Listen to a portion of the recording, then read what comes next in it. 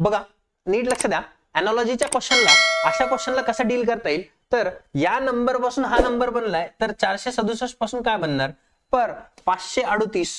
पासून 98 बनलाय, खूप छोटा नंबर आहे, म्हणजे यांचा वर्ग करून बघा, 5 चा वर्ग किती 25, 3 चा वर्ग किती 9, 8 चा वर्ग किती 64, सगळ्यांची बेरीज जर तुम्ही केली तर 64 मध्ये हे इकडचे 6 टाकून 70, इथं किती उरले 2 3 उरले, 25 आणि 3 किती 28, म्हणजे 70 आणि 28 किती 98, म्हणजे त्या नंबरची ऍडिशन आहे,